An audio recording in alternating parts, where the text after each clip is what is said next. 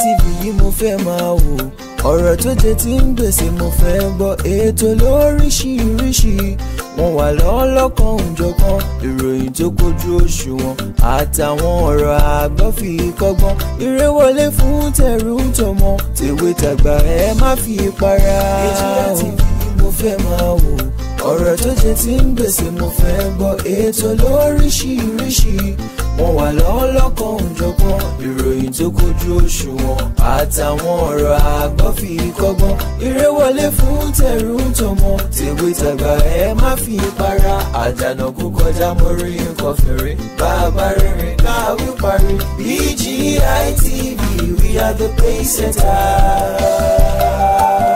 Bàbá gbàgede ìmọ̀ tẹlifíṣọ̀n station tí dòde. Mo kí gbogbo ojú tó ń wò mí káàkiri ayé, mo kí wa lọ́kùnrin lóbìnrin lọ́mọdé lágbà nínú ilé yìí, mo kí wa wípé Jumot Mubarak fún gbogbo àwa tá a jẹ́ mùsùlùmí, àwa tí a kì í sì ṣe mùsùlùmí náà wọ́n á ní thank God it's Friday, ó jẹ́ òpin ọ̀sẹ̀ lágbára Ọlọ́run. Jímọ̀ tòní òní jẹ́ jímọ̀ àgbẹ̀yìn láyé wa o, bó lágbára Ọlọ́run ọba tó ẹ wá nǹkan fìdílé tàbí kẹ́ fìdílé nǹkan. Ohun tó ń ṣẹlẹ̀ lórí ọ̀rọ̀ Nàìjíríà ó lámà tó mú wá o, ó la fẹ́ sọ. Wọ́n á ní the good, the bad and the ugly. President Tinunbu, ọ̀pọ̀lọpọ̀ ti sọ mí lẹ́nu pé bàbá gbàgede ẹ̀ẹ́dẹ̀ sọ̀rọ̀ Yorùbá nation mọ́ polówó Tinúbú fún wá sí ni mo kàn rẹ́rìn. Kódà ọ̀kẹ́nìkan lára ó pè mí wọlé lánàá, mo ti rí inú kọ́mẹ́ǹtì mi ò sọ̀rọ̀, àwọn èèyàn print ẹ̀ ń kọ́ sínú kọ́mẹ́ǹtì mi sọ̀rọ̀, mo wá rí nísìn tí àwọn tọ́pọ̀ láwọn èèyàn tó yàn méjì tó pè mí lánàá. Bàbá gbàgede mọ̀ kí ló dẹ̀ dé ẹ̀ ṣe Yorùbá nation mọ́ ni, mo kàn rẹ́rìn mi kàn sọ̀rọ̀. Ẹ jẹ́ sọ kinní kan fún wa, àbí kí n má ti fèsì ni, ẹ jẹ́ ṣì gbé mi, tèmi yé mi o, tèmi yé mi. Olórin kan ní tèmi yé mi, tèmi yé mi o, tèmi yé mi, tèmi yé mi, tèmi yé mi o, tèmi yé mi. Èmi ló yé, kò lè yé yìí tẹ́ ń wò mí. Ẹ gbọ́, ṣé bàbá gbàgede mọ̀ ṣé kò ṣe Yorùbá nation mọ́ ni? Ṣé èèyàn máa ń ṣe Yorùbá nation ni nígbà tí kì í ṣẹgbẹ́? Yorùbá nation is a concept. Yorùbá nation is a must. Yorùbá nation is what will surely come true when it is time. Tóyún ò bá pé oṣù mẹ́sàn-án téèyàn bá bí kí náà máa pọ́ ọmọ yẹn premature. Nation la pè é, kì í ṣe primary school, kì í ṣe secondary school, kì í ṣe just one state. So why are we rushing? We don't need to rush. All what we need is ibi tá a ṣe ń gbé presently, the president habitat wa, ibi tá a ṣe ń gbé presently, ẹ jẹ́ kí ibẹ̀ kọ́kọ́ dáná kó ṣe é gbé fún wa nígbà tí process ń lọ lórí Yorùbá nation. When you are processing Yorùbá nation, your current habitat must be okay for you, so that èèyàn lè gbé bẹ́ẹ̀ ní rọrùn. Ìyẹn ní nǹkan táwa ń sọ lọ́wọ́lọ́wọ́ là ń ṣiṣẹ́ lé lórí. Ẹ̀rọ àgbà tá a jókòó, tá a pariwo, tá a jọ fún ẹnu ránṣọ, ẹ̀rọ yẹn ti lọ. We are talking reality, we are facing reality now. Torí pé gradually ẹni tí ó mọ̀ ni ó mọ̀. Gradually a ṣẹ̀ṣẹ̀ múfù lọ sí ibi tó yẹ ká lọ, àwọn ọ̀nà tó yẹ ká gbà ká tó sọ pé Yorùbá nation dúró, òun làwọn ọ̀nà tá a ṣẹ̀ṣẹ̀ bọ̀ sójú ẹ̀ tá a ṣẹ̀ ń tọ́ yìí. Láì ṣe pàtó àwọn ọ̀nà yìí, tẹ́nìkan bá dé lọ́la tó sọ fún yín pé Yorùbá nation ètí ṣe ẹbí ọtí gbà báyìí, irọ́ tó tóbi ló ń pa, ohun tí ó jẹ́ ló ń wá. Gbogbo nǹkan tẹ́ bá fi due process ṣe, nǹkan bẹ́ẹ̀ máa ń bọ́ sójú ẹ̀ ni. So it's not primary school, it's not secondary school, kò kí ń ṣe state kan, kò kí ń ṣe just one community. We're talking of a nation tó máa encompass gbogbo Yorùbá race. All what we need is to be patient. I need the sùúrù tó lọ́jọ́. But while we are patient, we are observing the patient for the meantime.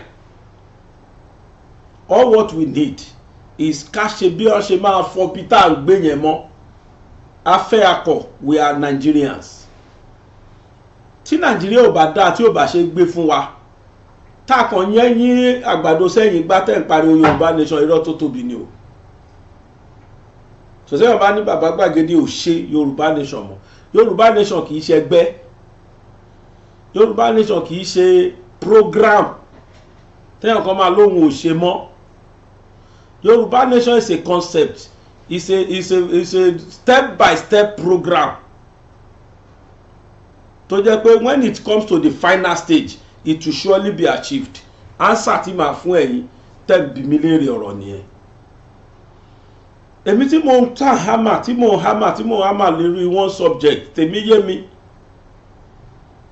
Àwa ni ojú president tó wà ń bẹ̀ sí. Àwa làwọn èèyàn rí, àwa la wà grassroots. Àwa la máa sọ fún kí làwọn ìlú fẹ́. Àwa la máa pè sákíyèsí kí ló yẹ kán ṣe. Kí ló tún kàn tí wọn ò tí ì ṣe fún wa tán rò pa wọn ti ṣe. Àwọn tí wọ́n bá rán tán ọ̀bà jíṣẹ́, àwa la máa sọ fún wọn pé wọ́n ò jíṣẹ́ o. Nǹkan báyìí ṣì ń dára lù láàmú o. Torí pé a rí pé réèsì wa ni wọ́n ń sìn, a rí pé Yorùbá ni wọ́n ń sìn. Wọn ò nídìí ògbúfọ̀ kan tó gbọ́n tá à ń sọ yé mọ́. Àwọn tó ń ṣògbúfọ̀ fáwọn gìrìngorì tó lọ lánàá, wọ́n ń ṣògbúfọ̀ fún wọn, wọ́n á sọ tí a sọ fún wọn. Bọ́rọ̀ ṣe rí kọ́ ni wọ́n sọ fún wọn gbà yẹn. Bẹ̀tẹ́lẹ̀ yóò nídìí ògbúfọ̀, ó ń gbọ́ direct. Ó ń gbọ́ direct. Bàbá ní pé bàbá Tinunbu ẹ wo fídíò tẹ̀lé ìṣe. Mo rò pé gbogbo tí mo wí ló máa gbọ́ direct. Torí pé wọ́n bá àwa bá wọn láyé lórí ọ̀rọ̀ Yorùbá, wọ́n gbọ́ Yorùbá. So tá bá tó wá kùnà láti sọ tí a fẹ́ ibi tí bàtà ti ń ta wá lẹ́sẹ̀ fún wọn sí, á jẹ́ pé we are not serious. Á jẹ́ pé àmọ́ nǹkan tá à ń ṣe. Ìyẹn ni tèmi ń ṣe. Ẹ̀dẹ̀ má fi mí wé kiri kan sọ lọ, tàmẹ̀dù sọ lọ, I am different from them. Everybody ló ní concept tiẹ̀. Everybody ló ní reason tó fi ṣe program. Mo fọlọ́run búra pé látijọ́ mo ti ṣe program yìí tó ti jẹ́ pé ohun tí mo dẹ̀ hammer tí mo hammer lè lórí rẹ̀. Bóyá fídíò kan wà tó wọ 10,000, but I don't care. Torí pé kìí ṣe torí owó, kìí ṣe torí kérò lè wò mí. Nítorí reality lèmi ṣe ń sọ tí mo sọ. That is why I did not deviate from saying it. Ìgbà tí mo ti rí views tí mo rí, ló yẹ kí n ti sá padà, kémi náà ti padà sí di Yorùbá nation, kémi náà ti máa ṣe takuntakun, kí n ti máa bẹ tí a ń tọra wa ni. Mi ìfẹ́ tọ́ anybody. Me, I will always say the truth.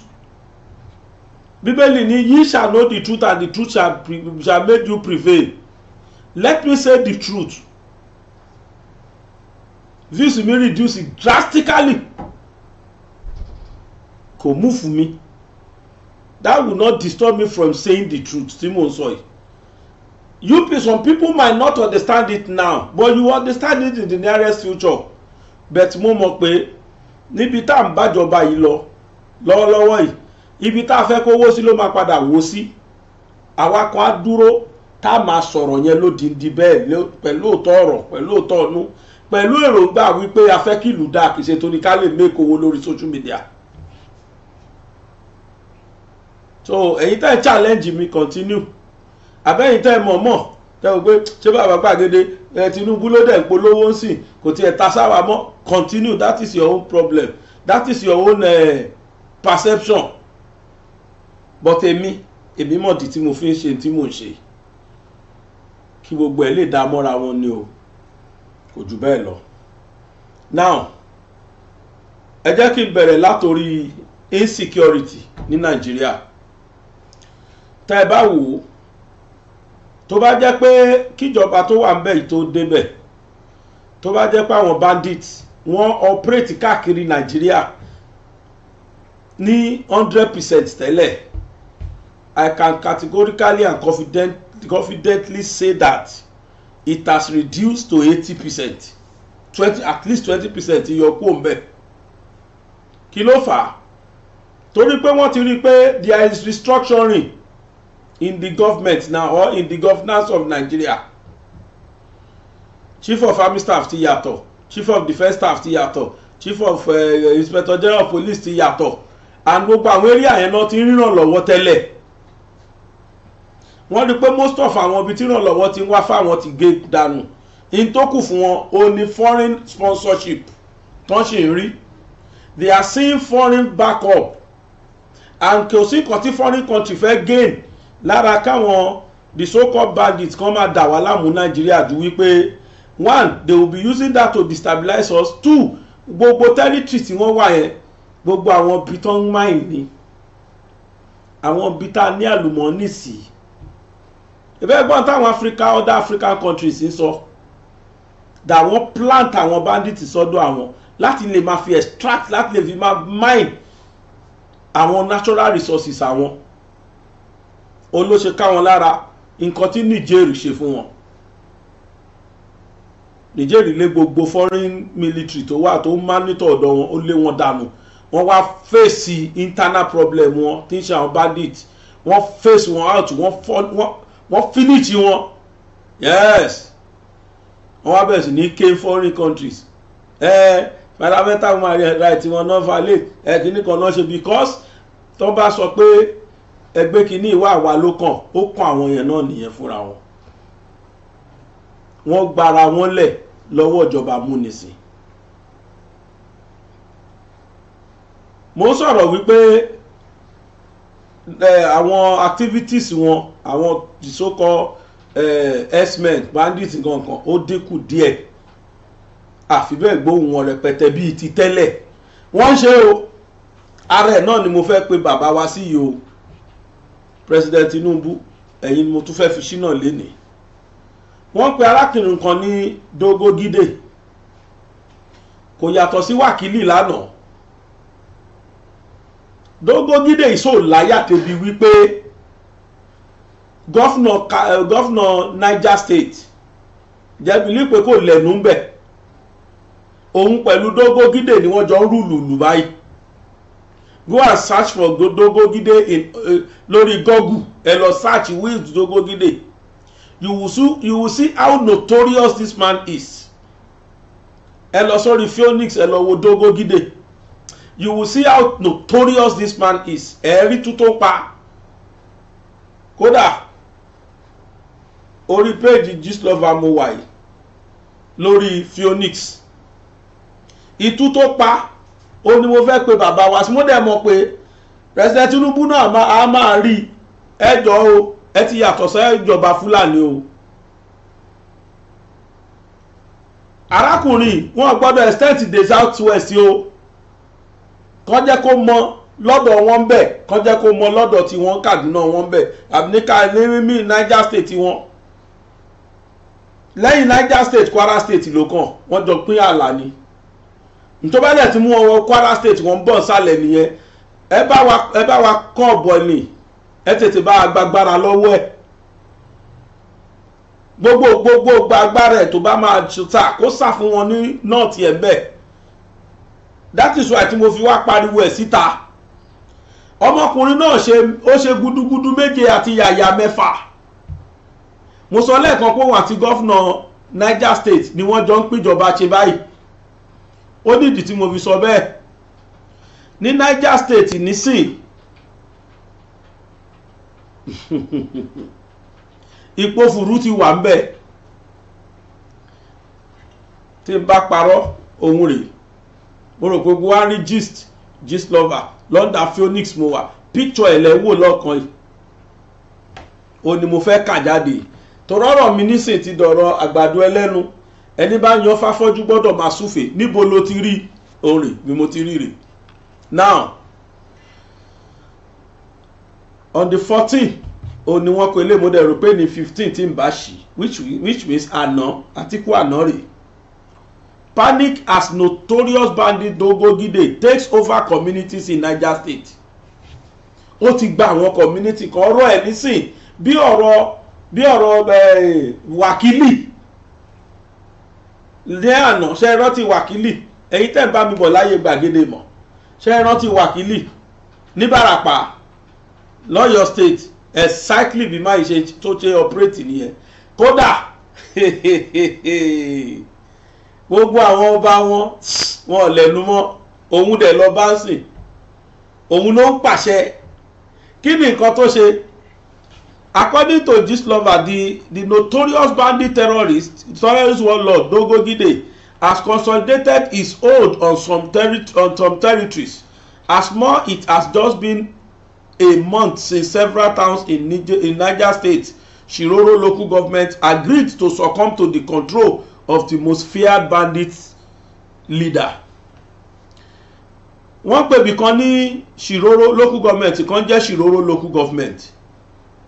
Lọ́wọ́lọ́wọ́ yìí gbogbo àwọn ìlú tó wà lábẹ́ local government yẹn pátá ní Shiroro yẹn Dogogide ló ń control ẹ̀ sí. Gbogbo wọn ni wọ́n lọ ṣe bàbá kẹ́ẹ̀pẹ́ o àti gbà pé ilẹ̀ máa rúùlù wa o nílùú tó lọ́ba tó níjòyè kò bá má sì tó kan èmi ǹbà má pariwo ẹ̀ síta ǹbà má sọ nǹkan kan nípa ẹ̀ ṣùgbọ́n Kwara State súnmọ́ Niger State n tó bá ti mú wọ Kwara ó wọlé Yorùbá bọ̀ nìyẹn ká má tún dáràn ẹlẹ́ẹ̀kejì ó ní mo ṣe tètè ń pariwo ẹ̀ síta nígbà tí wọ́n wò ó ràn tí ní Niger State débi wípé ó ti ń kílèmù ìlú mọ́ wọn lọ́wọ́ ó ní wọ́n sọ yìí ó ti kọ́ kílèmù àwọn ibìkan tó dóò ló control gbogbo bẹ̀ gbogbo tax tó yẹ kán sọ fún gọ́fìmẹ̀ntì òun ló ń gbà á kódà ó ṣe débi wípé wọ́n ti ọjà mẹ́ta ní Shiroro yẹn báyìí ó pàṣẹ ni tẹ́ bá ti ṣí báyìí òun bọ̀ ń bẹ́ o àwọn yẹn dẹ̀ yà ti pa nǹkan kan wá ṣẹlẹ̀ níjọ́ Thursday tó lọ kí ni nǹkan tó ṣe ni pé a peace meeting with Dogogide was held in the state last Thursday. And as a result, no less than 36 communities swore allegiance to the organization.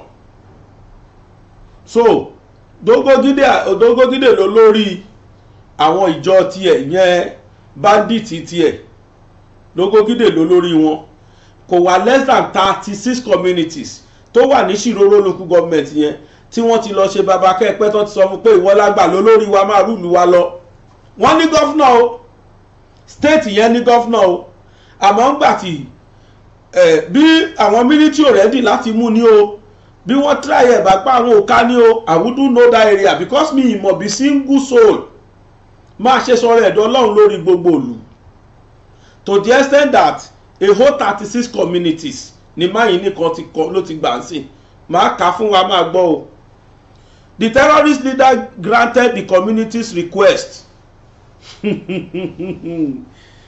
Àwọn aráàlú wọ́n lọ bá wípé ẹjọ́ sá ẹ máa gbọ́ o wọ́n ní pé ó gbà fún aráàlú kí ni ìbéèrè wọn lórí kí ni to reopen the seizable market that has been closed because of insecurity. Wọ́n lọ bá pé ẹ̀sà àwọn jata ti pa ìsà ẹ ṣe ká ṣí sà òun náà wọ́n wá jọ ṣe meeting òun náà wá sọ fún wọn pé okay mo ti gbà ẹ ti save nígbà tẹ́ ti gbà fún mi pé mi lọ̀gá yín ẹ lọ ṣí ọjà yẹn. They now open the 3 markets. Wọ́n á sọ orúkọ àwọn ọjà yẹn bí. According to Daily Sun newspaper gan ti ẹ̀ mọ̀ wọ́n gbé. Some of the villages that pledged their allegiance to the bandit leader are Makera. Àwọn ìlú tí wọ́n ti gbà pé kó máa ṣe olórí fáwọn nítorí ààbò wọn ó ń re o làǹkà yìí o. Àkọ́kọ́ ń bẹ̀ Makera, Nagogbe, Kudodo, Agweyi, Sasayidina, Piyegbiri, Gbendu, Apaituko, Dinasa and Gova, all under Iburu district. In Kasao district, different district lọ́dà local government yẹn gbogbo wọ́n ti show allegiance sí. Ibòmíì tún rèé o, in Kasau district no fewer than 11 villages, namely Bukuo, Dinakuna, Saleri, Apewi, Kushiwi, Gwasakasa, Ajatawi, Maigu, Kuchudu, Ubaduma, Ungwachewu, Kantigba Àjẹnúkò. Àwọn yẹn gbogbo àwọn mọ́kànlá yẹn ni wọ́n gbà fún ní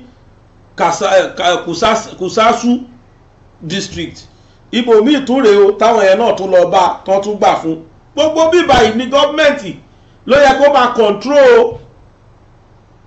Olórí àwọn bandits ló ń control bẹ̀nsìn bí wákìlì ṣe gbà lùjọ́ kìíní àná. Now wọ́n ní gbogbo àwọn bẹ̀yẹn ló gbà bí. Wọ́n ní while in Kwaki ní nísìn 14 villages were among those that declared their support for Dogogide leadership. Àwọn 14 ní àwọn agbègbè tí wọ́n gbà fún pé kó máa ṣe olórí àwọn. Orúkọ wọn ni Mutundaya, Alaikwaki, Bure Sidna, Kasaya Bana, Asayi, Agun Ayaba, Sidna, Kachenda, Gbada, Sidnai, Ajatawi, Goha, Ajayi Bataro àti Danungbayi. Gbogbo mẹ́rẹ̀ẹ̀rìnlá yìí àwọn náà tún gbà fún. However, in the Shukuaba district mi la tún fẹ́ kà yìí, 11 villages, namely Afakpi, Dnai, Giyinai, Kudumina, Dinaibu, Shapai Topoi, Shilapai, Yanka, Bodo, Badudna pledged their allegiance to the warlord. A source gbogbo wọn yàn mẹ́rẹ̀ẹ̀rìnlá yẹn àwọn náà tún ní kó tún máa control àwọn lọ. Ẹnìkan ṣó tó kọ́ àwọn ẹgbẹ́ ti ẹ̀jọ́. A source connected to this town told the aforementioned platform that the bandit warlord had ordered the reopening of 3 major markets in the region that had been closed and had previously been off limits to the public due to banditry operations. Wọ́n wá lẹ́ni tí wá pàṣẹ wípé ọjà tẹ́ ti pa tẹ́lẹ̀ o tí mo lẹ́ẹ̀ gbọ́dọ̀ dé ẹ lọ sí nísìnyí ti gbà ìláyè. Wọ́n ná tàwọn ọjà ìpa nítorí ìbẹ̀rù bojo ìtú tí àwọn agbénipa yìí tí wọ́n lè pa fáwọn. Ó wá ti pàṣẹ nísìnyí pé ẹ lọ sílẹ̀ mo ti gbà ìláyè. Àwọn ọjà yẹn la fẹ́ dárúkọ yìí o. The afflicted markets according to him are the Kusasu, Iburo and Shukuba market. Ọjà Kusasu, Iburo àti Shukuba àwọn ọjà mẹ́tẹ̀ẹ̀ta ó ti pàṣẹ kan lọ sílẹ̀. According to him, that is Dogogide, also told the people that he would be in charge. Ẹ máa gbọ́ bí o, he would be in charge of all the revenue collection in the market. And the people agreed because they have no choice. At least, if that is what will make them live in peace. He also asked all the community that fled from their homes as a result of incessant attacks in the areas to return back. He promised them that nobody will attack them henceforth after they have agreed with his terms. Nílùú tó lọ́ba tó níjòyè, President Buhari àbẹ̀ President Tinunbu rádà à ń sọ àwọn eléyìí láti fi tákù ìjọba yín kọ́, bẹ́ẹ̀ láti pè ní sákìyèsí wípé gbogbo tẹ́ bá lè ṣe ẹ pa àwọn military láṣẹ kí wọ́n lọ sáwọn ibi tá ó dá mi lójú pọ̀ ọ̀gbẹ́ni yẹn ò lè dá wọn military Nàìjíríà mú. We have competent military in Nigeria. Ta lòun báwo ló ṣe jẹ́ kí lágbára tó wà lọ́wọ́ ẹ̀? Ó ní gbogbo tax tó máa gbà ní ọjà yẹn náà olóhùn ló máa gbà òun ló máa ṣalákòóso ẹ̀. Ẹ̀dẹ̀ mọ́rú ayé tó máa jẹ yẹn. Ó lè lọ́jà lẹ́nìí kó róbìnrin tó tẹ̀ lọ́rùn èsì wọ́n wá lọ sún lémi bíi tí wákìlì ṣe lánàá. Ẹni tó bá rántí ayékáyé tí wákìlì jẹ́ á dídí ránṣẹ́ síyàwó oníyàwó ní pé òun ni kó wá sún léhùn lẹ́nìí. Ìyá dẹ̀ ṣe bẹ́ẹ̀. Bí ó bá ṣe bẹ́ẹ̀ àníkan lọ pàdánù. odindi ọba àlù Aṣígàngàn ó ránṣẹ́ sí wákìlì pé kó fi ìlú òun lẹ̀ ó bẹ́ àwọn mẹ́tẹ̀ẹ̀ta lórí àwọn tí tó bá rán wá ó bẹ́ wọn lórí dànù ni ṣùgbọ́n a dúpẹ́ pé ọmọ Yorùbá fi ẹsẹ̀ méjèèjì dúró Ọlọ́run padà ṣẹ́gun ẹ̀ bó tiẹ̀ ti hùn kó jẹ́ pé àlọ́ ẹ̀ lárí àpadà rábọ̀ ẹ̀ kódà àwọn mẹ́tẹ̀ẹ̀ta tí wọ́n mú dé ìyàgàn kù báyìí wọ́n tún tí wọ́n mọ́lé ni ládùúrú tútọ̀gbẹ̀ni yẹn pa irú ẹ̀ lélẹ́yìí o irú ẹ̀ ni eléyìí ó ní pé gbogbo àwọn tó ti sá lọ ẹ lọ pé wọ́n padà wá kán máa bọ̀ kán máa wá gbèlú àwọn ò anybody òun nígbàkẹ́ anybody attack wọn mọ́ nígbà tẹ́ ti gba òun lólúwa àtolùgbàlà yín sìn nígbà tẹ́ ti gba òun ní ọ̀gá yín tẹ́lẹ̀ ti sọ pé gbogbo tax tó bá yẹ kẹ́ máa san òun lẹ́ máa san fún ẹ lọ pa àwọn tó kù wá mi nìjẹ́ kán fọwọ́ kàn yín mọ́ mass burial ni wọ́n ṣe fáwọn èèyàn lọ́dọ̀ wọn káwọn bá máa attack wọ́n máa attack wọn in thousands ni wọ́n á dẹ̀ pa wọ́n lọ yamayama ní attack tó máwọn èèyàn ti ọjà kí láròpò ń ṣẹlẹ̀ wọ́n wá ní recorder barely 1 month ago about 8 communities in the area surrendered themselves to the leadership of the bandit warlord and pledged their loyalty and allegiance to the group. Bí 1 month ago 8 communities nísìn gbogbo communities yẹn pátá náà ti submit fún governor of Niger State àti president wa ẹ jọ̀ọ́ o ẹ tètè bá wa kọ́ọ̀bù iṣẹ́ ọkùnrin kó má délẹ̀ Yorùbá ní àgbà tí ò kẹhùn sọ̀rọ̀ akẹtàn sáré wọ́n sì sọ pé òkèèrè lólójú jíjì ti mú ẹkún sun kò sẹ́ni tó máa dúró tà wá nílẹ̀ Yorùbá o àwọn olórí wa àbàdàn wa ni bó bá ṣẹlẹ̀ àmọ́ yẹn tán ti gbé tó jẹ́ pé bí ló ń lọ san fine ọlọ́dẹ jàjàbá wa ṣe ń sìn à ń rí pé activities wọn lẹ̀ Yorùbá ó wà drastically reduced at least kì í ṣe gbogbo ìgbàlà ń gbọ́ pọ́n jiyàn gbé mọ́ bíi ti tẹ́lẹ̀ tó jẹ́ pé virtually almost every month wọ́n gbọ́dọ̀ gbé mẹ́wàá 20 irú yẹn ti dínkù sí i mi ò sọ pé wọn ò gbé èèyàn mọ́ wa mọ́ ó ti wà drastically reduced ní agbára Ọlọ́run á bá face out Ọlọ́run tó mú COVID-19 lọ Ọlọ́run á bá wa mú eléyìí náà lọ pẹ̀lú ògo Ọlọ́run àìsàn tó fẹ́ wá ní Ọlọ́run á bá wa wòsàn so kó bá má fẹ́ délẹ̀ Yorùbá ó láwa ṣe tètè ń pariwo yìí òkèèrè lólójújì ti ti mẹ́kún sun o àti tètè ń pariwo ńgbà tán wà lókèèrè I couldn't imagine a single soul ló kó ẹgbẹ́jọ ni wọ́n parọ́ àlùlókó débi pé wọ́n bẹ̀rẹ̀ sí ní submit fún so it is now bad as this eléyìí ti pọ̀ ju bó ṣe yẹ lọ president wa we are using this means to call you sir to please as a matter of urgency treat this insecurity as urgent as it is possible so that kò ní padà escalate débi tí ò yẹ kó dé mọ́. I couldn't imagine someone bearing this kind of bad name don't go gide tó wá sọ̀rọ̀ ẹ̀dọ̀ Ọlọ́run láwọn èèyàn lórí and we are watching people are watching him kí làwọn militaries wa ṣe ẹ bá wa deploy àwọn militaries wa kí wọ́n lọ síbẹ̀ they should conquer this man Ọlọ́run tó mú kí lórúkọ olórí àwọn Boko Haram jọ́ kìíní àná mo gbàgbé orúkọ ọ̀gbẹ́ni yẹn tí bọ́ọ̀bù blow mọ́ lára Ọlọ́run á móhun náà lágbára Ọlọ́run ìyẹn nìyẹn ìlú tá a wà yìí mo sọ lánàá ẹnìkan ní kí n má sọ bẹ́ẹ̀ mọ́ nínú comment pé bàbá Gbàgede don't say that again láéláé Nàìjíríà lówó tá Amẹ́ríkà wo owó wo l'Amẹ́ríkà ní gbogbo ẹnu mo fi sọ kàn translate ẹ̀ fún Amẹ́ríkà Yorùbá tí mò ń sọ yìí wàláì gbogbo ẹnu mo fi sọ dependent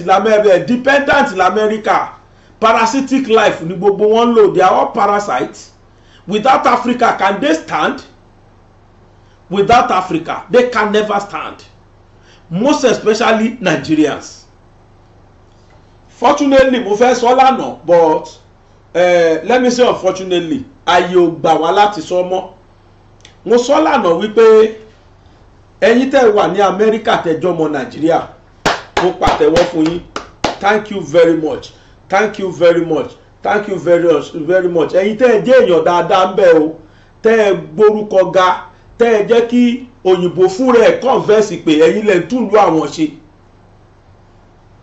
Wọ́n dídí ṣe fídíò pé ọpẹ́lọpẹ́ àwọn Nigerians tó wà l'Amẹ́ríkà àwọn ni wọ́n bá wọn tún lu àwọn ṣe, àwọn ni they are the best in their country.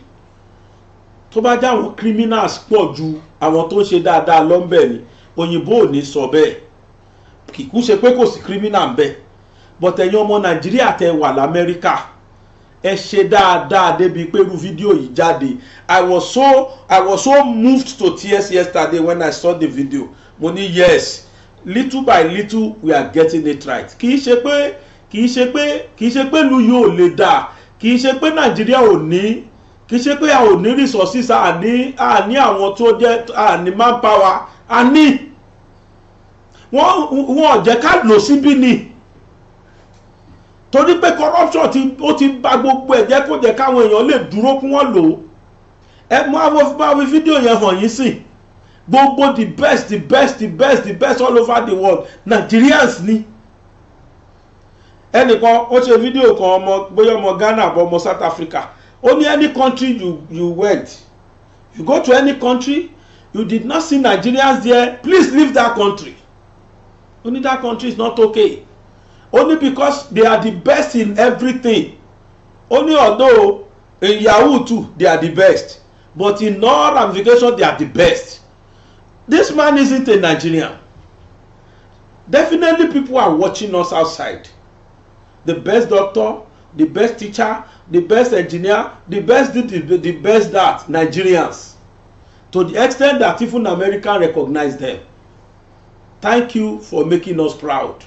All the diasporans in America. Mo tú àlè yín. Tẹ́ ẹ bá ṣe dáadáa ni wọ́n ò ní ṣe fún yín. Bá ń play video yẹn. Well, first of all, you should know Nigeria is the most populous country in Africa with 190.8 million people as of 2018. You should also know it is the African country of origin with the most migrants here in the United States. There's a method to that madness, okay? The 2016 American Community Survey, well, it estimates that 380,785 U.S. residents report Nigerian ancestry. But get this, and this is where it gets deep. Please stay with me.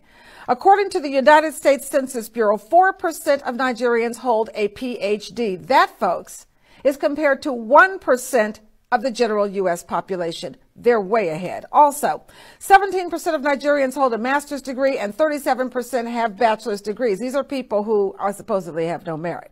According to data provided by Rice University in Texas, Nigerian Americans, folks, they are the most educated ethnic group in the United States. Sounds like merit to me.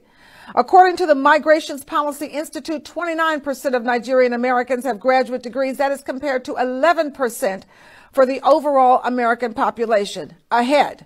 And a minimum of 4% of Nigerian Americans are also PhD holders. Folks, that is at least 3 times higher than any other ethnic group in the United States of America. More than 70% of black doctors in the United States are now of Nigerian descent. Nigeria is the most populous country in Africa with over 200 million people. To put it in perspective, that's 2/3 of the entire United States. When you research Nigeria, most of what you see is terrorism, kidnapping, poverty, and fraud. What you don't hear about as much in the media is that Nigeria currently has the highest number of tech unicorns and the fastest growing tech ecosystem on the continent. It is the strongest economy in Africa and has one of the largest and most hardworking diasporan communities with a remittance of over $65.3 billion in the past 3 years. It is also home to the richest black man on the planet. Its music scene is the biggest in Africa with exports like Wizkid, Burna Boy, and Davido, who keep winning global awards. If you take a drive through Lagos, which is the commercial center of the country, you will definitely feel the energy because a friend of mine once told me that if you go to any part of the world and you do not find a Nigeria, leave that place because there is nothing to do there. If you want the best engineers in the continent, they are Nigerians. If you want the best doctors, they are Nigerians. If you want good lawyers, they are Nigerians. If you want good people, they are Nigerians.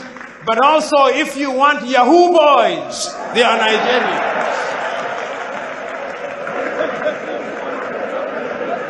And I dare say that as long as Nigeria is not at ease, Africa will never be at ease. I had Nigerian friends in South Africa, and I remember I met them because there was an influx that came in and stayed, you know, and when I stayed in Hillbrow, I was friends with a lot of Nigerians. And I was always shocked at how confident Nigerians were. You know, I used to watch Nigerian movies with my Nigerian friends, and I was like, these things are horrible. I was like, why aren't you watching Hollywood movies? And I remember my friend would turn to me, you know, and he would say to me, why can't I watch that movie, huh? What my favorite thing he used to say, because it would be like a white actress on screen, and I forget how he said it exactly, but he used to say something along the lines of, he'd be like, that lady can't do nothing for me, oh. And I didn't understand it, but he was like, no, I watch our movies and our stories and our music is what we celebrate, and I had never seen this. I was like, what? But in my world, you aspire to the English. In my world, you aspire to that thing. One thing I like about Nigerians is not about these things that you accuse them about. A Nigerian man, if he comes in here and speak, you won't doubt that this man has got confidence. So white people refer to them as being rude. That's why in Nigeria you don't find a lot of white people. Because when you speak to them and they don't hear properly, yes, what do you mean by that? What do you mean? And then you think he's fighting, like, no, he wants to understand what he's not fighting. But they taught you that if you don't hear, sorry, sir, can you repeat that? So they enjoy that. Long time. You know, I know as a South African, we always had this inferiority complex. We were like, oh, America's better than us. Oh, the UK is better. Everything was better than us in Africa. And so even our music started to slowly morph into trying to copy what was overseas. What you're doing, exactly. Right? But then I've always said this. I've always gone like, no matter who you are in Africa, you have to admit Nigerians are the most confident Africans on the planet. You know what I mean? And I think it's almost fitting that Niger boys were the ones who were like, no, our music will take over the world won't take over our music. What do you think it is about Nigeria that made that possible? A South African dynamic here. In South Africa, some women, especially like these affluent women that like the flashy lifestyle, they prefer Nigerian guys because the Nigerian guys, they give money. Yeah. So whether they're dating you or it's just a one-night smash, the Nigerian guys still pay money. Yeah. So it's not just like, you know. No, it's business, no love. It's not just business. It's like even when you're dating them, they say, you know, they still treat you better on average than other guys. P-Dam's the producer.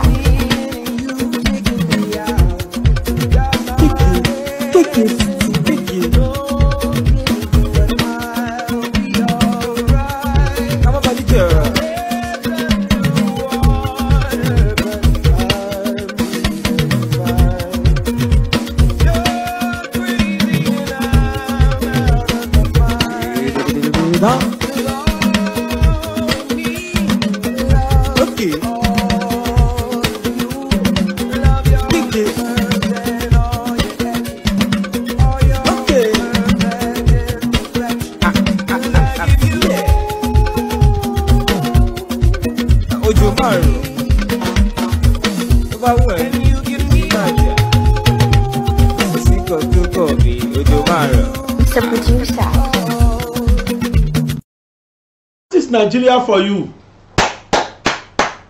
At least we have some people that has made us proud all over the world.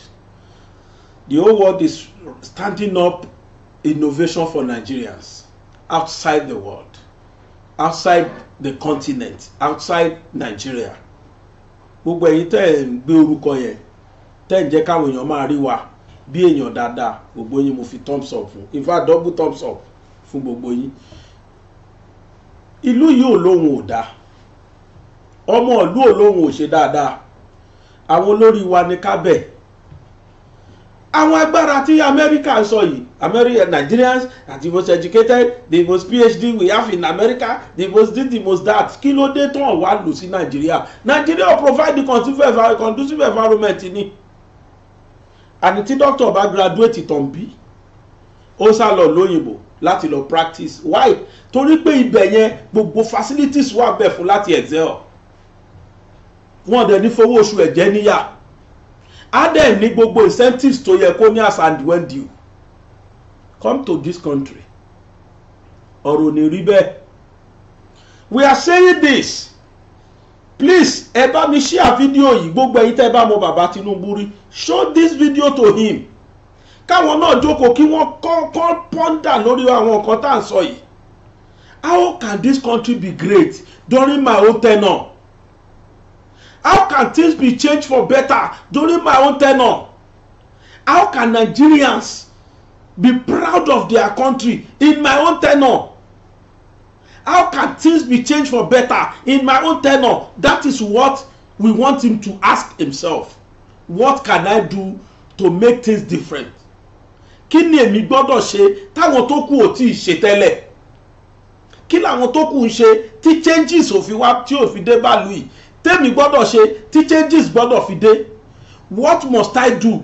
Táwọn tó wà ní foreign countries àmọ́ Nigeria tí wọ́n excel lọ́hùn, how can they transfer their knowledge back to this country and make this country to work? Kí ni nǹkan tó yẹ ká ṣe? We are giving you the insights now, sir. You can make this country better. You can convince those in diaspora that they have no business in those countries. This is their business. This is where they should build. Because when they build Nigeria, when they build this country, in fact, this country is going to be even better than China. Ẹ wo nǹkan táwọn foreign countries ń ṣe. Ǹjẹ́ jẹ́ mọ̀ pé ní China, àwọn ti move kúrò níbi máa create baby. Ṣebí tẹ́lẹ̀ rọ́bọ̀tì baby làwọn èèyàn ń ṣe tẹ́lẹ̀. China ti create real human being.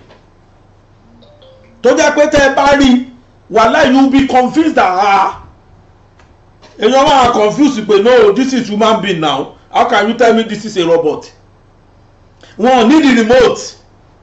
China ti ṣe débi wípé tó bá ń rìn ẹ rò pé ẹ máa rò pé èèyàn in fact tọkùnrin bá já oníṣìnà ẹ toast wọn. You will never believe they are human beings, that they are robots, that they are not human beings. Because seeing them, they are too real. They are too real to believe that they are ordinary robots. Ẹyọ kan nìyẹn nu gbogbo billions tí China ṣe lẹ́nìí. Why are they like that? Kí ló mú wọn dé rúpò yẹn? Nítorí pé àwọn ọmọ wọn tí wọ́n ní knowledge, they stay back in their country and use the knowledge in their country. Àwọn ọmọ tí wá build ìlú onílùú. Pé America dé bó ṣe dé yẹn, contribution Nigerians wà nù ẹ̀. Tẹ́ bá ní nọ́ọ̀sì wa tó bá ṣe tán lé nígbà mo sá lọ London, ó sá lọ America, ó lọ practice. Tẹ́ bá ní doctor wa tó ṣe tán pam, ó sá lọ America, ó sá lọ London. Ẹ tó rí di petroleum engine, ó sá lọ sí America, ó sá lọ sí London. Why? Why are they all running away? Because there is no conducive environment for them to operate here. Because they cannot display their talent here. Because the insecurity is affecting them here. They refuse to come back to this country because they are feeling insecure. Because there is nothing for them to eat, there's no money, there's nothing in this country they can rely on. Nothing encourage them to come back to Nigeria. Into fatan fife wale niye. We have legs, we have competent hands in foreign countries. Wọ́n ṣe world championship tán lẹ́nu ọjọ́ mẹ́ta yìí. Ọmọ Nigeria tó gba mẹ́dà tó mẹ́wàá. But for different countries, not for Nigeria. Nigerians tiwa táwa kó lọ, àwọn contingent tiwa they want nothing. But Nigeria born other foreign countries athletes, they were winning laurels, winning medals káàkiri for other countries. There was even a particular race, ó dà pé 400 meters. Lane 6, lane 8, lane 8, lane 7, lane 5, lane 6, lane 1. Ọmọ Nigeria ní gbogbo wọn. Different countries náà sáré fún final 400 meters. Female, mo lórúkọ Bùsáyọ̀ wà nú ẹ̀. Ọmọ tó yọ̀ sí wà ń bẹ̀. The worst part ni pé orúkọ Yorùbá àti orúkọ Ẹdó náà ń jẹ́ jù. That is Nigeria for you. They are building another man's country at the peril of their own country. Because when they come here, they useless them. When they come to Nigeria, they make them useless. They turn them to fufu. A lot of our former Olympians are out there on the street. It mean kole, it mean security. Me mo state on. Bódà pé mi mo state wo ni o láìpẹ́ yìí ní àná lánàá yìí ni state governor ṣẹ̀ṣẹ̀ dá padà. He was a boxer for Nigeria. He was an Olympian. 80s lẹ́ni yẹn excel. No, sorry, weightlifter ni kì í ṣe boxer. It was weightlifter. Ó ní mozu tia ní Olympic tó lọ. Àtọdún yẹn Nigeria ti abandon ẹ̀. Wọ́n wá rí ní street Èkó tó ń bá wọn ṣe security.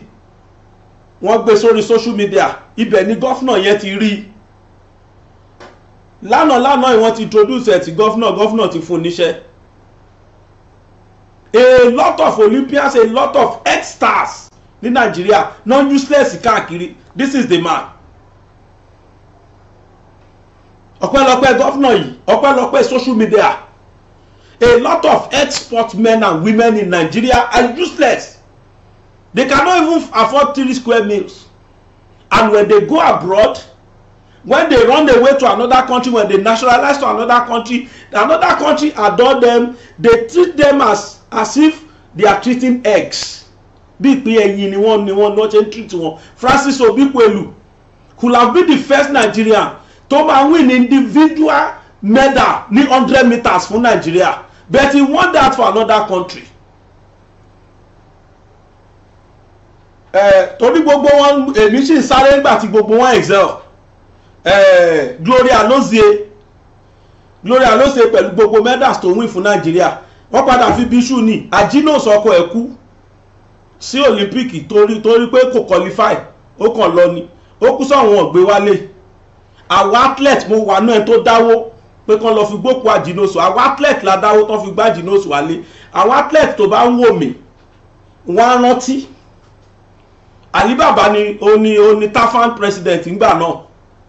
Track and field association àwọn atajẹ́ track and field tajẹ́ athlete o Alibaba ni president wa ń gbà ẹ̀.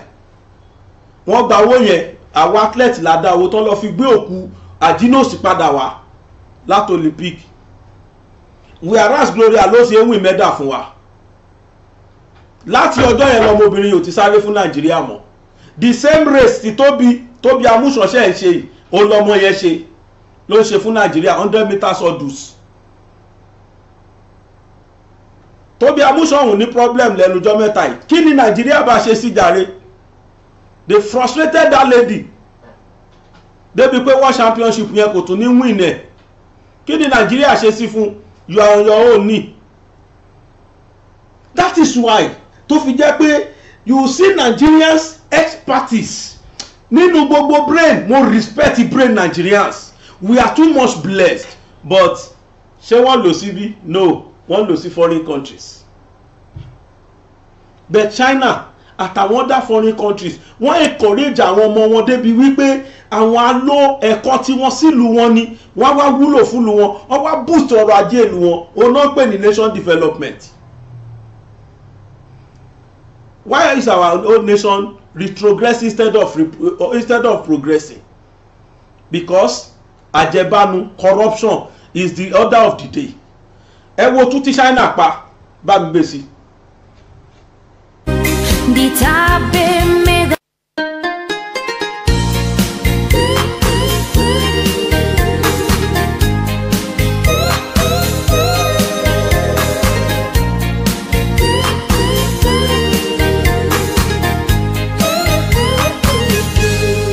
Engkau yang cantik, engkau yang manis, engkau yang manja,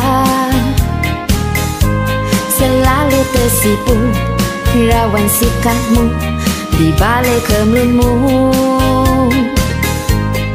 di remah kabinmu, di tabir mega-megamu. Àwọn tẹ́ ń wò yìí wọ́n ń ṣe obìnrin èèyàn o, obìnrin rọ́bọ̀tì ni wọ́n o. Gbogbo àwọn tẹ́ ń wò nǹkan kan obìnrin tẹ́ ń wò yìí rọ́bọ̀tì ni o. Can you ever be àwọn méjèèjì tẹ́rí tọ́jú ra wọn mú tán sọ̀rọ̀ yìí rọ́bọ̀tì ni wọ́n ń ṣe èèyàn o. obìnrin tó dó láàrin ọ̀nà robot ni ẹ rí kámẹ́rà tó ń kámẹ́rà ẹ̀ àwọn èèyàn ló ṣe o ẹnjìníà lu wọn àwọn ọmọ ìlú wọn tó jẹ́ ẹnjìníà ni wọ́n ṣe o àwọn programmers àwọn computer experts àwọn ni wọ́n build ẹ̀ àwọn ni wọ́n ṣe o bó ṣe wà yẹn wọ́n á build wọn àwọn náà máa ṣe àwọn iṣẹ́ kọ̀ọ̀kan tó yẹ kí wọ́n gba àwọn èèyàn kan máa ṣe wọ́n build àwọn míì tó ń bá wọn ṣe iṣẹ́ inú ilé wọ́n build àwọn míì tó máa bá wọn ṣọ́lé kí ni wọn ò ṣe tán o ibo làwa ń lo ọgbọ́n orí tiwa sí àfi ká fi kówó ná kéjò kówó mi àfi ká fi kówó ná kéjò kówó mi ejò tó ejò ló gbé mi ká gbọ́ pé ẹnìkan kó 4 trillion ẹnìkan kó 14 billion ìyẹn nìkan làwa ń gbọ́ brain yẹn làwa ní àwọn tó ní brain tó jọmọ Nàìjíríà wọ́n ti sá kúrò nílùú yìí sà iṣẹ́ yín sìn sà ẹ ṣe débi wípé kí àwọn èèyàn wá encourage láti wọnú ilé padà wá ẹ tún Nàìjíríà ṣe débi pé káwọn èèyàn lè wọlé padà kínú àwọn èèyàn dùn kọ́kàn ọmọ Nàìjíríà balẹ̀ pé I want to go and build my father's land. You don't even need to invite them. They will invite themselves when they see that this country yes now is now inevitable for us. We are secured. There is every facilities like that of abroad. Wọ́n wọlé wá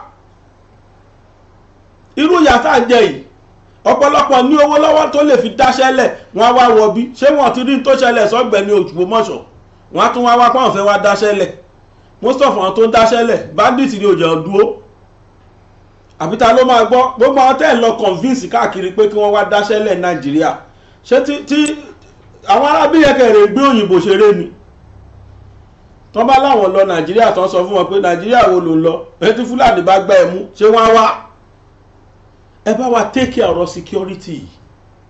When there is security, in fact àwọn èèyàn àwa former House of Reps member kan Kasaure mo rántí dáadáa wípé ọmọkùnrin yẹn sọjọ́ nígbà kan ní program Bẹ̀rẹ̀kẹ̀tẹ̀ ó lọ síbẹ̀ ó ní I want to tell our president that in this government there are some people that are corrupt. Bí ọ̀gbẹ́ni yẹn ò ṣe gbóyìnbó tó ó mọ nǹkan tó ń sọ. Àwọn àṣírí kan wà tí máa yẹn tú tí mo fẹ́ kí gọ́fìmẹ̀ntì kan ṣiṣẹ́ lé lórí.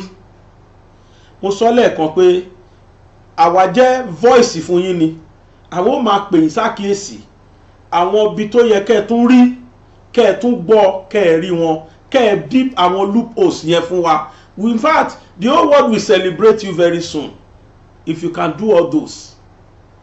Ẹ gbọ́rọ̀ lẹ́nu Kasaure yẹn ẹ ṣiṣẹ́ lé inú mi dùn pa ọpọ́n ti pa àwọn kan nú wọn ọwọ́ ti bà wọn kan. In fact, Emefiele ló fi síwájú number 1 and the man was very correct. At the end of the day gbà tán túlé kí la padà rí corruption látọwọ́ Emefiele. Ẹgbọ́n tí máa yẹn sọ ẹgbà wọn tó kà ó kà wọn bóyá bíi méje àbí mélòó kan ẹgbọ́n tó sọ náà.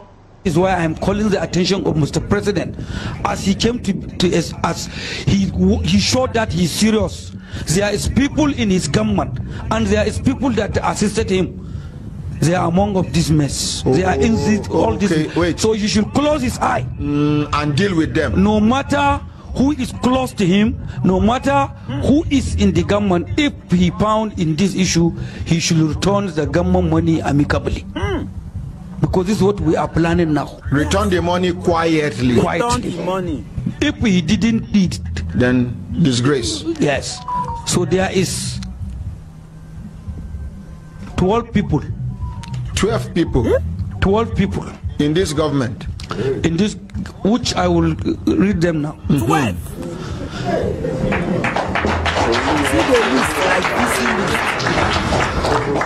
The first person, if we want to bring back the economic of this country, and we are serious, we have to arrest and investigate Central Bank governor, which is now under investigation.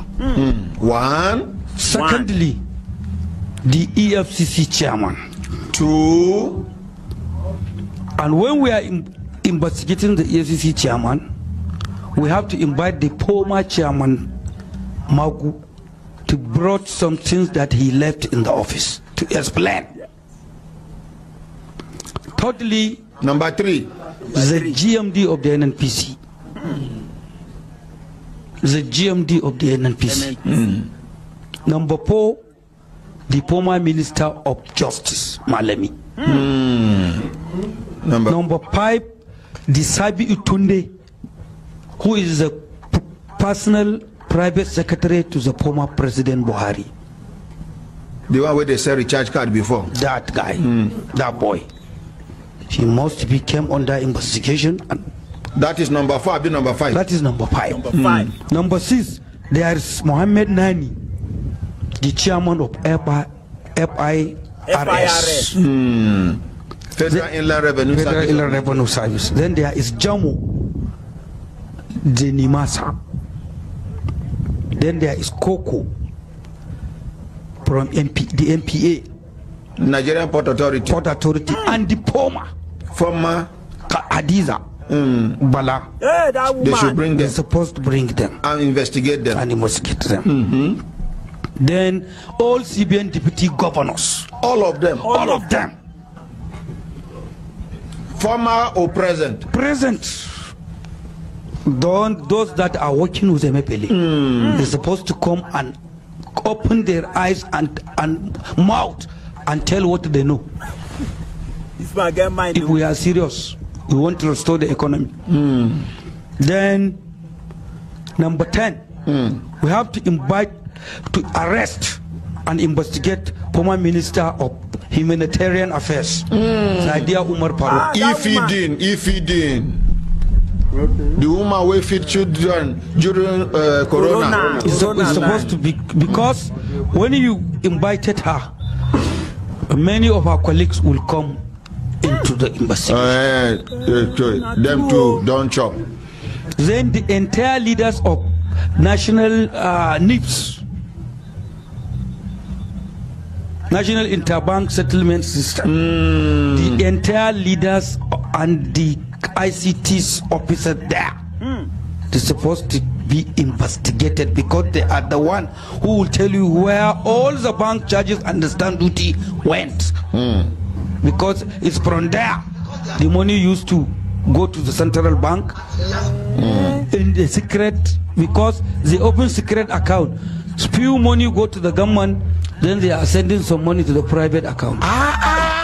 And that is when from that private account, as I told you, then the money will go into I&E window market. That is why I mentioned I&E window, where this the man you called that day from central bank live is telling me I&E window is not an account. Who told him it's an account? It's a market. We know, we are aware, but the money go to I&E window market. So majority of the money there is not for the investors, it's government money.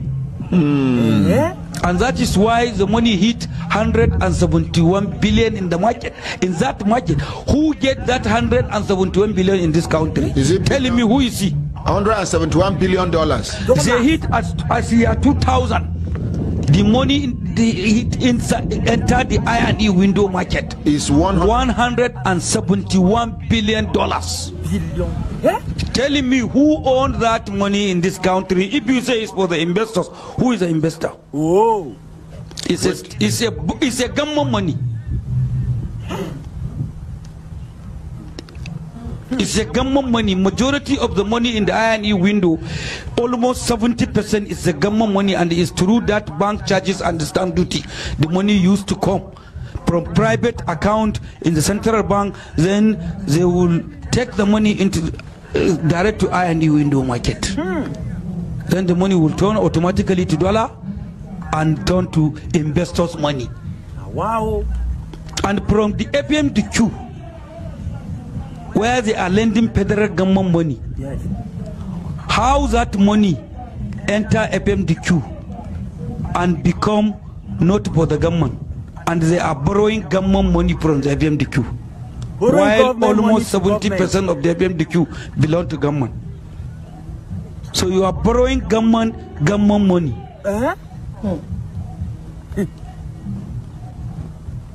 So if we want to bring back this money, it's easy. How? It's very easy. How? Yes. How easy, sir? First of all, let Mr. President bring back my committee. Okay. Secondly, let him allow me to work with only the DGSS. Púpọ̀ nínú àwọn tọ́mọkùnrin yẹn dárúkọ lọ́bẹ tí ń bàdí wọn báyìí.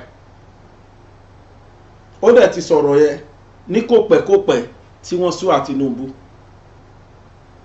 Ẹ túbọ̀ bá wa fíńgà àwọn tó kù kẹ́ bá wa kó wọn jáde. Kò sí tó ń kó bá Nàìjíríà, corruption ni. Corruption ló bà tìlú yìí jẹ́ pátápátá. Ẹ wo tútà ọmọ wa ń pa l'Amẹ́ríkà, ẹ wo tútà ń pa káàkiri. They are excelling all over the world. But Nigeria is like this. Ìlú ìwà bó ṣe wà. No developmental project. This country is not improving.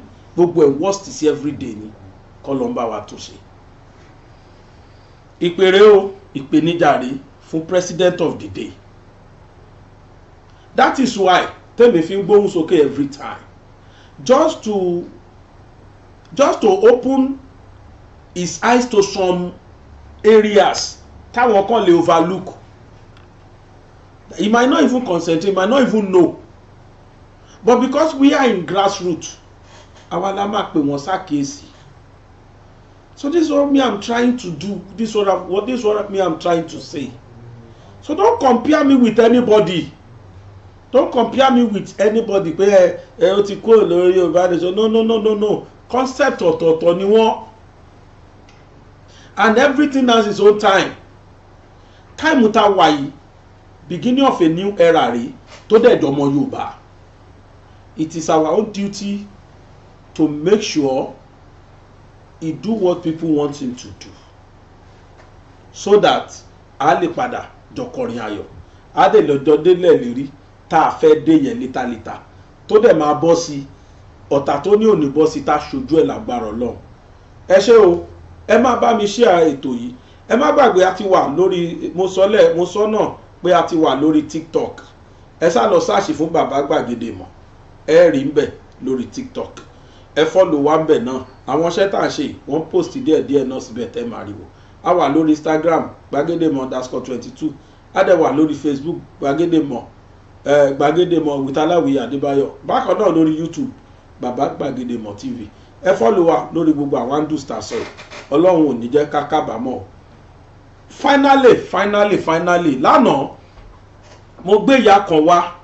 Mo dẹ̀ fẹ́ fàsìkò ìdúpẹ́ lọ́wọ́ gbogbo ẹ̀yin tí ẹ bá mi ti nawọ́ sí ìyá yẹn àti bàbá Bàṣírù. Màmá yìí àwọn ni màá fi ṣe lọ lórí ètò yìí. Kẹ́ ẹ gbọ́ gbogbo wàhálà tó dé bá wọn nìkan. Oníkálùkù náà ni ká gbìyànjú ká kọwọ́ bàpò láti ṣàánú ìyá yìí.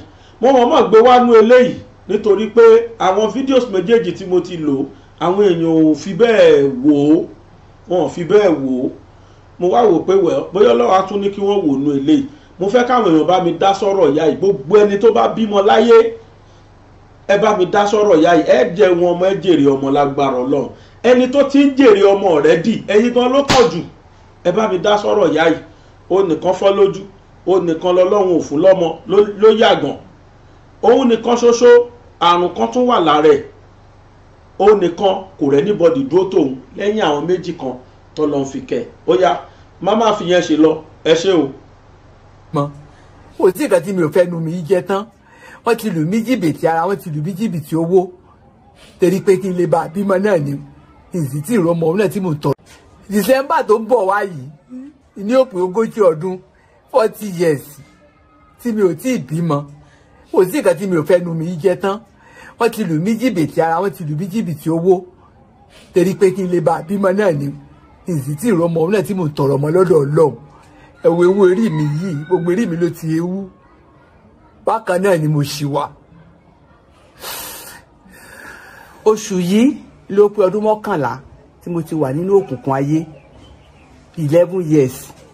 Béèyàn wọlé tá ń wọlé ni mí yín mọ̀ sọ pé ta nu ni ìtọ́lọ́run bá ní kó dá mi lò bọ́kùnrin wọlé bóbìnrin wọlé n ò dá fèsì yẹn mọ̀ n ò dá nǹkan kan mọ̀ ó kàn làálẹ̀ ni mi ò rí nǹkan kan ó fọ́ lójú pátápátá mi ò rí nǹkan kan ṣàdédé ni mo sùn ni mo lálàá pé ọmọ ọkọ mi ó gbá mi lójú ọ̀tún yìí mo ṣàṣe lálàá nù mo gbà tí ó fi di ibijọ́ kẹta mi ò rí iná mọ́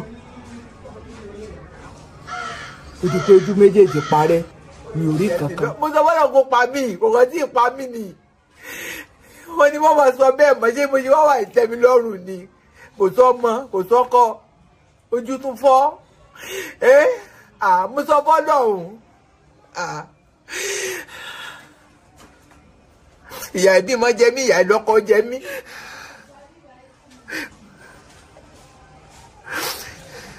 agbègbè tí mò ń gbé kò tẹ́ mi lọ́rùn ó kàn gba kámú ni tó bá ti di bójò bá ti rọ̀ oríṣiríṣi àìsàn ni mo máa ń dojú kọ bí yẹn mú bí nǹkan kan tẹ́ pé wọ́n tún lọ bá mi pe nọ́ọ̀sì ni.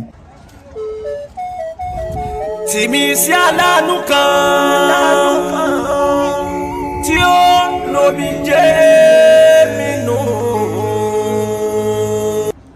ilé tí mò ń gbé ó ti di ilé àlàpà ó ti di ilé ahoro èmi nìkan ni mò ń gbé gbogbo inú ilé. tìmí sí aláàánú kan